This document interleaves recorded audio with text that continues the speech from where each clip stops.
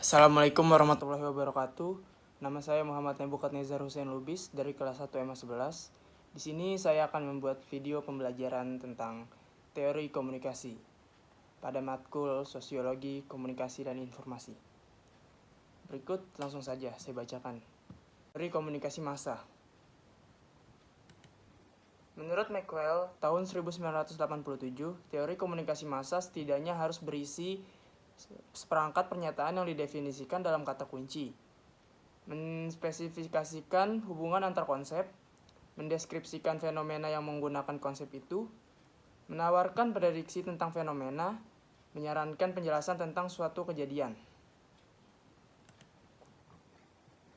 Lalu ada hypodermic needle theory. Masyarakat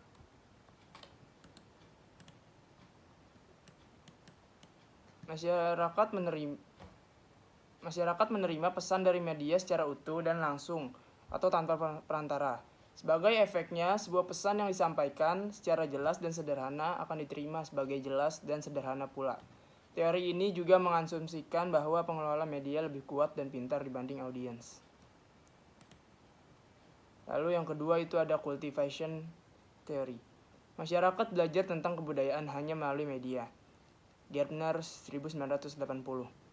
Teori ini mengasumsikan bahwa segala yang ada di media merupakan realita yang sesungguhnya, sehingga masyarakat mempelajari dan mengikuti realitas tersebut.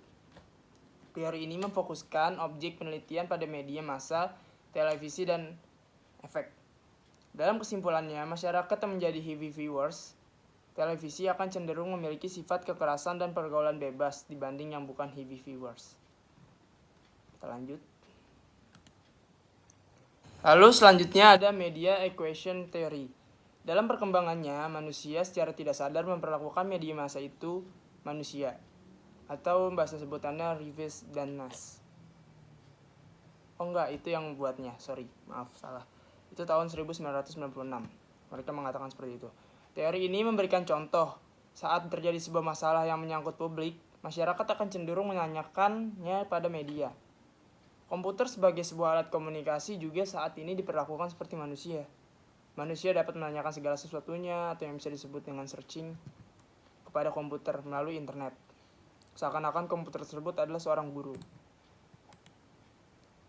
Mau dari berbagai hal apapun bisa ditanyakan oleh komputer lewat internet tersebut.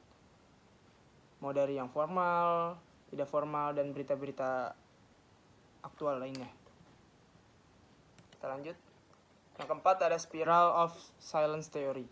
Manusia cenderung mengikuti opini media dan tidak akan mengungkapkan ketidaksetujuannya demi pergaulan sosial. Neumann 1984. Seseorang yang pada mulanya menentang arus opini publik, secara perlahan-lahan juga akan merubah pandangannya dengan sebuah alasan pembenaran. Kita lanjut lagi. Diffusion of innovation theory. Komunikator yang mendapatkan pesan dari media akan sangat kuat untuk mempengaruhi orang-orang. Rogers dan Schumacher, 1971. Teori ini menganggap segala isi media merupakan sebuah hal atau tren baru atau inovasi, sehingga orang-orang akan segera mengikuti tren baru tersebut atau difusi.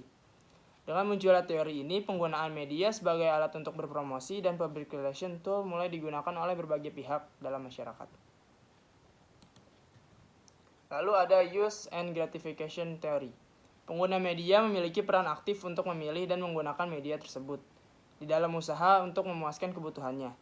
Bloomer and Katz, 1974. Teori ini mengemukakan hal yang bertentangan dengan hypodermic needle teori.